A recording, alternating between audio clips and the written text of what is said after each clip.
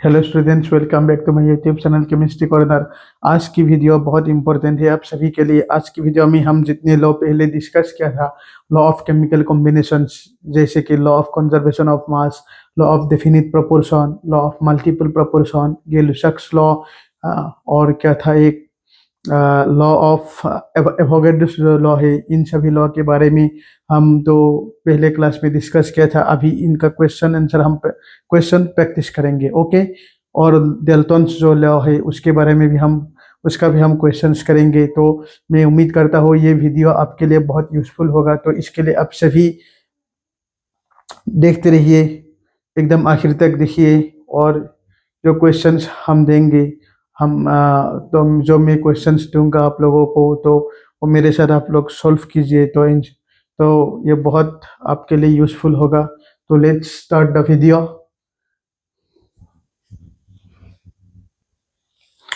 तो देखो, ये क्वेश्चन में हमें क्या दिया है, 4.88 ग्राम 4.88 ग्राम KClO3, that means potassium chloride ने रिएक्शन किया। उसको जब हमने हीट किया तो 1.92 ग्राम ऑक्सीजन दिया और 2.96 ग्राम KCl दे दिया। तो इस रिएक्शन से रिलेटेड कौन सा स्टेटमेंट सही है? ये जो रिएक्शन है, पहले आपको ये रिएक्शन को जानना होगा। यहाँ हमने लिख दिया KClO3। अगर हम इसको हीट करेंगे तो हमें क्या मिलेगा? KCl मिलेगा और ऑक्सीजन मिलेगा, ओके। यह बैलेंस करना होगा हमें, ठीक है। तो हमें ये मिल गया। तो अभी हम देखते हैं कितना मिला हमें। KCl 2.96 ग्राम और ऑक्सीजन कितना मिला हमें? 1.92 ग्राम 1.92 ग्राम ऑक्सीजन, और ये 2.96 ग्राम, ओके। और KClO3 था कितना? ये था 4.88 ग्राम। तो हम देखेंगे कि अगर हम इन दोनों को प्लस कर देंगे, इन दोनों को मिला के क्या होगा आपका, देखो ये हो जाता है 4.88 ग्राम। दैट मीन्स हम ये बोल सकते हैं कि रिएक्टेंट में जितना ग्राम है, प्रोडक्ट में भी हमें उतना ही ग्राम मिल गया। तो ये कौन सा होगा? इस रिएक्शन में मास क्या हो गया? कंजर्व हो गया। रिएक्टेंट में जितना मास है, प्रोडक्ट में भी उतना मास है। तो इसका मतलब है ये जो रिएक्शन दिया हमें, ये law of conservation of mass को फॉलो करेगा। तो ये इसका आंसर क्या होगा? Answer B, okay. अभी नेक्स्ट क्वेश्चन देखो, यह क्या बोला हमें क्या बोला गया? How much silver nitrate will react with, silver nitrate कितना रिएक्शन करेगा 5.85 ग्राम सोडियम क्लोराइड के साथ? कितना सिल्वर नाइट्रेट रिएक्शन करेगा to produce 14.35 gram of silver chloride and 8.5 gram of NaNO3? That means आपको ये जानना होगा कि सिल्वर नाइट्रेट और NaCl, ये दोनों रिएक्शन करके हमें क्या देता है? ये दिस एंड दिस, ये दोनों रिएक्शन करके हमें क्या देता है, क्या प्रोड्यूस करता है? AgCl and NaNO3।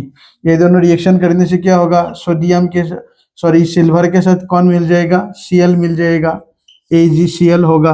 क्यों होगा आप सभी को मालूम होगा, क्योंकि सिल्वर पॉजिटिव है और नाइट्रेट नेगेटिव है, और यहाँ सोडियम पॉजिटिव है, क्लोरीन नेगेटिव है।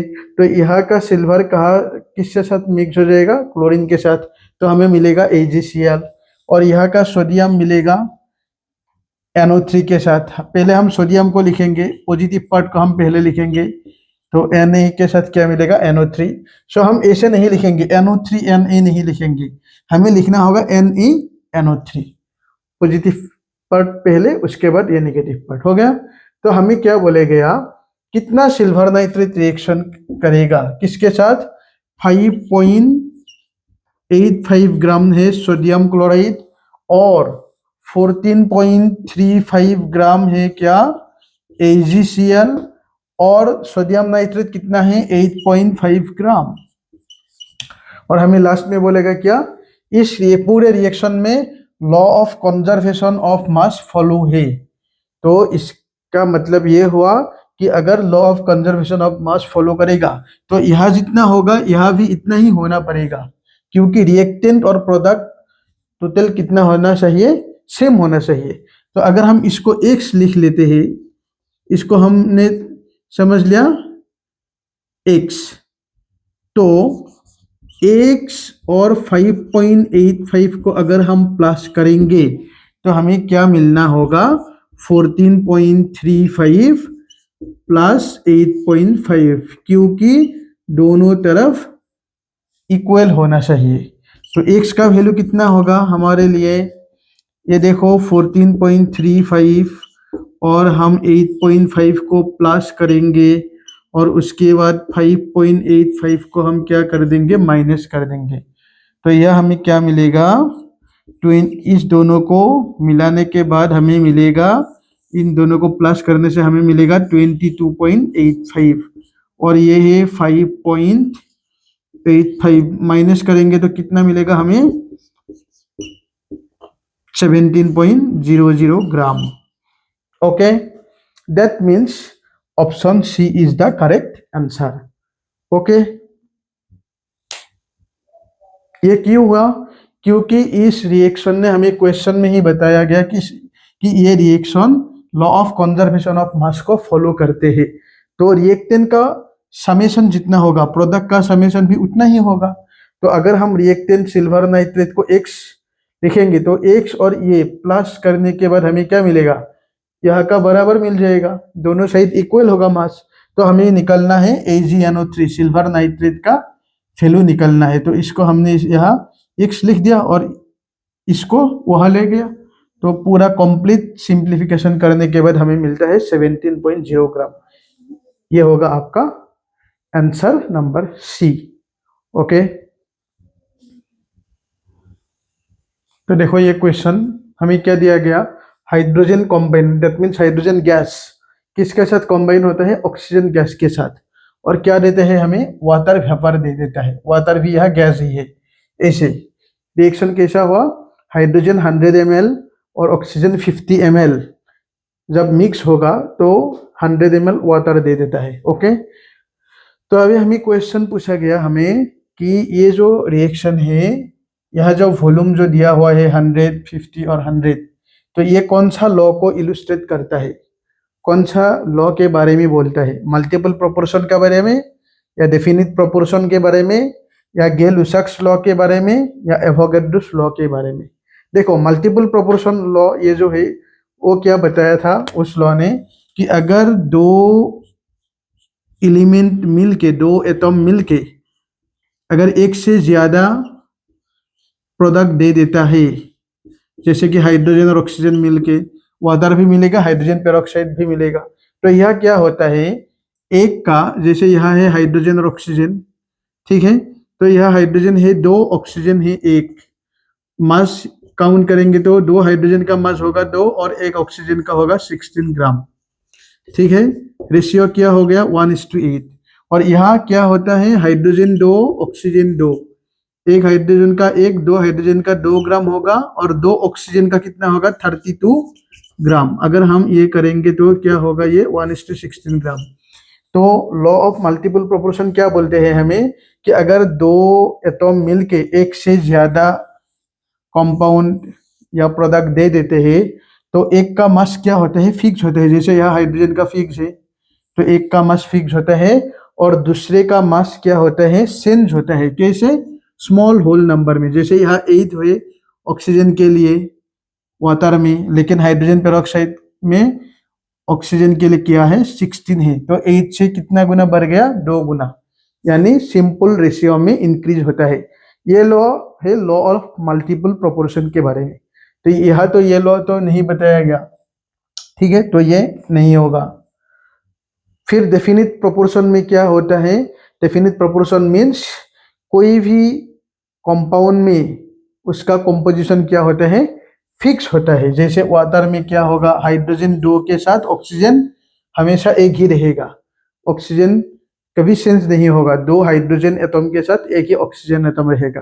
ये भी बोला गया, लेकिन यहाँ ये भी लॉ नहीं है। ओके, अभी देखते हैं हम एवोगाड्रोस लॉ के बारे में। क्या बोला था एवोगाड्रोस ने कि इक्वल वॉल्यूम में इक्वल नंबर ऑफ मॉलिक्यूल रहता है। कोई भी गैस अगर आप इक्वल वॉल्यूम लेंगे, जैसे ये भी 100 लिया, ये भी 100 लिया, ये भी 100, तो यह सब में इक्वल वॉल्यूम में इक्वल नंबर ऑफ मॉलिक्यूल रहेगा। लेकिन यहाँ तो इक्वल वॉल्यूम तो नहीं है, ये 100 है, ये 50 है, ये तो इक्वल नहीं है। तो ये लॉ भी क्या है, एवोगाड्रोस लॉ भी, ये भी डिस्कार्डेड हो गया। अभी आते हैं हम गे-लुसाक लॉ के बारे में। गे-लुसाक ने क्या बोला था कि अगर कोई गैस कंबाइन होता है, कोई 2-3 गैस मिलके एक गैस बन जाता है, या किसी रिएक्शन में गैस प्रोड्यूस होते हैं, तो ये जितने भी गैस होते हैं पूरा रिएक्शन में, सब के सब गैस एक सिंपल रेशियो में होते हैं। जैसे यहाँ देखो, उन गैस का वॉल्यूम क्या होता है, सिंपल रेशियो में होता है। ये बोला था गे-लुसाक ने। जैसे यहाँ देखो, हाइड्रोजन 100 ml है, ये 50 ml और ये 100 ml। तो अगर हम हाइड्रोजन और ऑक्सीजन और वाटर का ये लेंगे, वाटर भी यह गैस ही है, वेपर बोला है हमने। तो हाइड्रोजन है 100, ये है 50 और ये है 100। इसको अगर हम क्या करेंगे, सिंप्लीफाई करेंगे, तो ये होगा आपका 2:1:2, 50 से डिवाइड हो जाएगा। तो यही हुआ हमारा यह रेशियो। दैट मीन्स यहाँ गे-लुसाक का जो गैसियस वॉल्यूम का जो लॉ है, वो लॉ अप्लाई हो गया। क्यों? क्योंकि इस लॉ ने बोला था कि कोई भी गैस अगर कंबाइन होते हैं या कोई भी गैस प्रोड्यूस होते हैं, तो जितना रिएक्शन में जितना गैस रहेगा, वो सब के सब गैस का वॉल्यूम क्या होता है, सिंपल होल नंबर रेशियो में होता है। तो यहाँ देखो 100, 50, 100, इनका हम क्या ले सकते हैं, सिंपल होल नंबर रेशियो ले सकते हैं। दैट मीन्स गे-लुसाक लॉ यहाँ फॉलो हुआ है। अगर आपको यहाँ ये होता, अगर आपको यहाँ ये होता, जैसे 1, ये हमने कर दिया 154 कर दिया, समझ लो, तो ये क्या होगा, ये आपको होल नंबर सिंपल रेशियो नहीं मिलेगा। तो नहीं मिलेगा मतलब ये गे-लुसाक लॉ फॉलो नहीं होगा। लेकिन यहाँ हमें ऐसे दिया है कि हम इसको सिंप्लीफाई कर सकते हैं। दैट मीन्स ये लॉ यहाँ फॉलो हो जाएगा। ओके, अभी हम आते हैं नेक्स्ट क्वेश्चन की तरफ। देखो हमें क्या दिया गया क्वेश्चन कि एक एक्सपेरिमेंट में 2.4 ग्राम अगर हम आयरन ऑक्साइड को रिडक्शन करेंगे, तो हमें कितना आयरन मिल जाता है, 1.68 ग्राम आयरन मिल जाता है। ओके, फिर एक दूसरा एक्सपेरिमेंट में अगर हम 2.7 ग्राम आयरन ऑक्साइड को रिडक्शन करेंगे, तो हमें क्या मिल जाता है, 1.89 ग्राम आयरन मिल जाता है। अभी हमें पूछा गया कि यह कौन सा लॉ अप्लाई हुआ है, कौन सा लॉ इलिस्ट्रेट किया गया है। Law of constant proportion, that means definite proportion, law of multiple proportion, या law of conservation of mass, या इनमें से कोई भी एक नहीं। तो अगर हम इसको सिंप्लीफाई करेंगे, देखो दोनों एक्सपेरिमेंट में हमें आयरन ऑक्साइड दिया गया है, यहाँ भी दिया गया और यहाँ भी दिया गया है। ओके, कितने आयरन ऑक्साइड में कितना आयरन प्रोड्यूस होता है हमें दिया गया, तो यहाँ हम इसका परसेंटेज निकल सकते हैं। देखो परसेंटेज ऑफ आयरन, पहले कितना दिया गया था, आयरन कितना मिला था हमें, आयरन 1.68 ग्राम है ना। तो टोटल का कितना था तब, हमें 2.4 ग्राम आयरन ऑक्साइड में से 1.68 ग्राम आयरन मिला था। तो 1.68 हमें मिला था कितने में से, यह टोटल है, ये नीचे आ जाएगा 2.40 या 2.4। इसको हम परसेंटेज में कन्वर्ट करेंगे तो कितना होगा, 70% हो जाएगा लगभग। ठीक है, अभी दूसरे में भी हम परसेंटेज ऑफ आयरन निकालेंगे। परसेंटेज ऑफ आयरन ये है फर्स्ट केस में आपका, फर्स्ट केस, और सेकेंड केस में भी हम परसेंटेज निकालेंगे आयरन का। कैसे निकालेंगे, हमें कितना आयरन मिला, 1.89 ग्राम, कितने में से, 2.7 में से। सो 2.7 कहाँ होगा, नीचे होगा, और यह होगा 1.89 इंटू 100। यह भी अगर आप सिंप्लीफाई करेंगे तो यह भी आपको 70% आयरन मिल जाएगा। यानी दोनों में आयरन ऑक्साइड है और दोनों में आयरन कितना परसेंट है, 70% है। तो आयरन का ये जो परसेंटेज है ये फिक्स है, कांस्टेंट है। तो इसके लिए हम ये बोल सकते हैं यह लॉ ऑफ कांस्टेंट प्रोपोर्शन या तो डेफिनिट प्रोपोर्शन यह फॉलो होगा। Okay, law of constant proportion का दूसरा नाम क्या है, law of definite proportion. Okay, समझ में आ गया।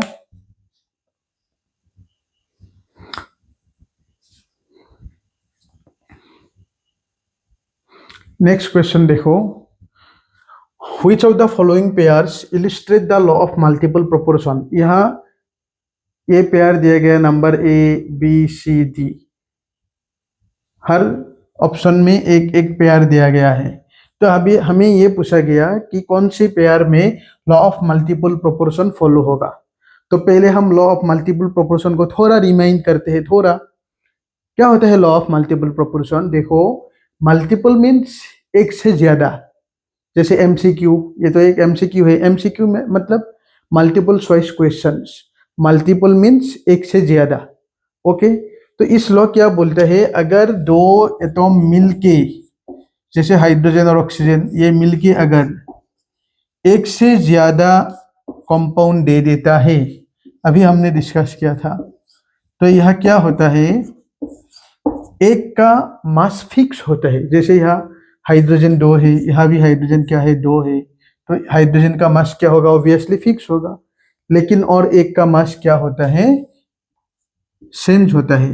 कैसे चेंज होता है, सिंपल होल नंबर रेशियो में चेंज होता है। ओके, जैसे एक ऑक्सीजन का मास कितना होगा, यहाँ 16 ग्राम, और यहाँ 2 ऑक्सीजन है, कितना होगा 32 ग्राम। तो 16 से 32 2 टाइम्स इंक्रीज हो गया। ओके, और यहाँ 2 हाइड्रोजन का कितना है, 2 ग्राम, यहाँ भी 2 ग्राम। सो 2 ग्राम 2 ग्राम ये फिक्स ही है हाइड्रोजन का। लेकिन ऑक्सीजन का क्या हो गया, 16 से 32 हो गया, यानी 2 टाइम्स इंक्रीज हो गया। तो लॉ ऑफ मल्टीपल प्रोपोर्शन ही बोलते हैं कि एक का मास फिक्स होगा और एक का मास क्या होगा, स्मॉल होल नंबर में चेंज हो सकता है। यानी दोनों एटॉम सेम होना चाहिए, दोनों एटॉम सेम, एक का मास सेम रहेगा और दूसरे का मास क्या होगा, सिंपल होल नंबर में इंक्रीज होगा। तो यह देखो, यह भी दोनों एटॉम सेम नहीं है, हाइड्रोजन हाइड्रोजन दोनों में है, लेकिन यह क्लोरीन और यह फास्फोरस है। तो यह ऑप्शन करेक्ट नहीं है। यह देखो, यह भी सल्फर है, यह भी सल्फर है, लेकिन यह हाइड्रोजन यह ऑक्सीजन, ये दोनों अलग अलग है, तो ये भी नहीं होगा। और यह कॉपर है, यह भी कॉपर है, लेकिन ये दोनों अलग अलग है, ये भी नहीं होगा। यह देखो ऑप्शन बी में, ये लेड है, ये लेड है, इसका मास फिक्स है, सेम है। ये भी ऑक्सीजन है, ये भी ऑक्सीजन है, इसका मास यहाँ यहाँ ऑक्सीजन 1 है, यहाँ ऑक्सीजन 2 है, यानी ऑक्सीजन चेंज हो गया। लेकिन लेड टीबी ये फिक्स है, तो ये ऑप्शन होगा आपका। ठीक है, समझ में आ गया।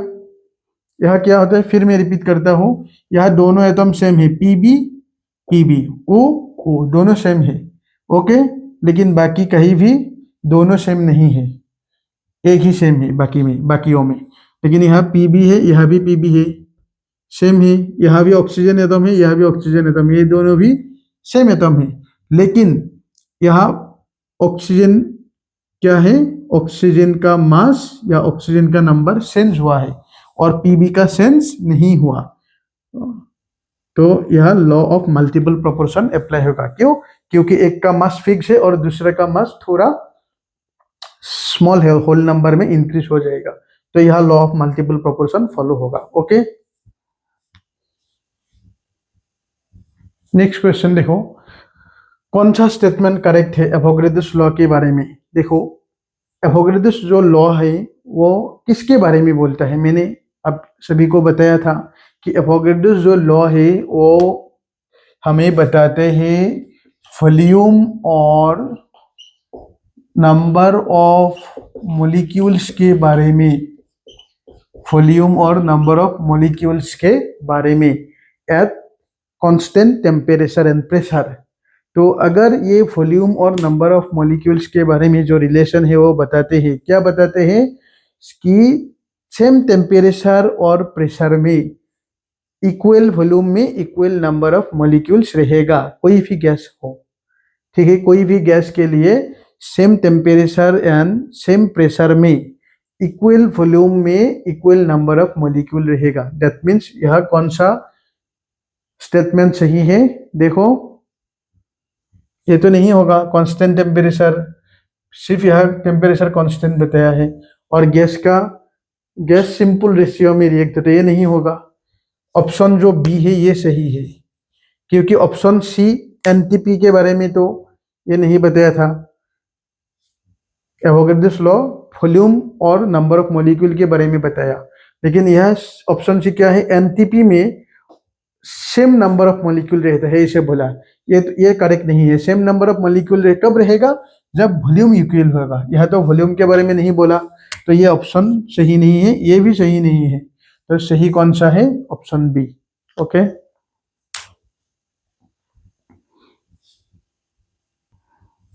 देखो नेक्स्ट क्वेश्चन, और ये आज की वीडियो का लास्ट क्वेश्चन है आपके लिए। देखो, the main drawback of Dalton atomic theory. Dalton क्या बोला था पहले आप ये समझना होगा आपको। मैं रिमाइंड कर देता हूँ। देखो, डेल्टन का जो थ्योरी है ये 1808 में आया था। ओके, और उसने बोला था पहला जो पोस्टुलेट है क्या? एटम्स को हम इनडिविजिबल मानते हैं, एटम्स को हम डिवाइड नहीं कर सकते। दूसरा क्या बोला था उसने? सभी अलग अलग एलिमेंट का एटम भी अलग अलग होगा, उसका मास या प्रॉपर्टीज भी अलग अलग होगा। और तीसरा क्या बोला था उसने? कि अगर सेम एलिमेंट है तो सेम एलिमेंट का एटम भी क्या होगा? मास और उसका प्रॉपर्टीज क्या होगा? सेम होगा। और नंबर 4 क्या बोला था? कोई भी केमिकल रिएक्शन में एटम का असल में क्या हो जाता है? रीऑर्गेनाइजेशन हो जाता है। रीऑर्गेनाइजेशन मीन्स एक एटम दूसरे एटम के साथ मिल जाते हैं। ये सारे पोस्टुलेट्स डेल्टन ने बोला था। ओके, तो यह क्या दिया गया हमें? मेन ड्रॉबैक, डेल्टन का जो ड्रॉबैक है वो किस चीज का एक्सप्लेन अच्छी तरह से कर नहीं पाया था, उसको हम ड्रॉबैक बोलेंगे। तो ड्रॉबैक कौन सा होगा? यहाँ ऑप्शन दिया हुआ है। पहले क्या दिया?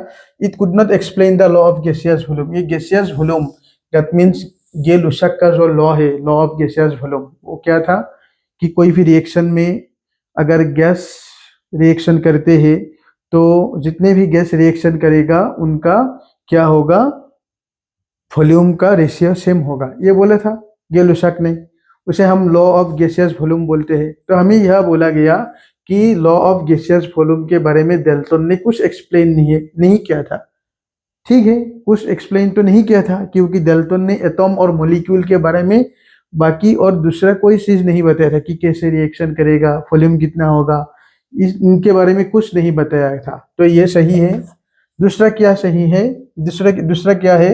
It could not explain why atoms of different elements have different masses. हाँ, डेल्टन ने बोला था कि अगर एलिमेंट अलग अलग है तो उनका एटम का मास और प्रॉपर्टीज भी अलग अलग होगा, ये बोले था। लेकिन क्यों होगा, व्हाई, क्यों होगा, इसके बारे में डेल्टन ने कुछ नहीं बोला था। तो ये भी सही है। और तीसरा बोला था क्या? It could not explain how and why atoms combine. Dalton ने बोला था कि कोई भी केमिकल रिएक्शन में एटम्स का रीऑर्गेनाइजेशन हो जाते हैं, एक एटम दूसरे एटम के साथ मिलते हैं, लेकिन क्यों मिलते हैं और कैसे मिलते हैं, इनके बारे में डेल्टन ने कुछ नहीं बोला था। तो ये भी सही है, यानी ये सारों ऑप्शन क्या है? ये तीनों ऑप्शन सही है। दैट मीन्स सही ऑप्शन क्या होगा आपके लिए? All of the above. ठीक है, तो हमने क्वेश्चंस डिस्कस किया। तो इन क्वेश्चंस के जरिए आपका लॉ ऑफ जो केमिकल कॉम्बिनेशंस के जितने लॉ है, ये लॉ के आपका जो कॉन्सेप्ट है, कोर कॉन्सेप्ट, वो कॉन्सेप्ट आप सभी का क्लियर हो जाएगा। आप जितने भी क्वेश्चंस करेंगे उतना ही आपका कॉन्सेप्ट क्लियर हो जाएगा। तो इसके लिए आप इससे ज़्यादा से ज़्यादा क्वेश्चंस प्रैक्टिस कीजिए, और सभी को मेरी तरफ से all the best. Thank you.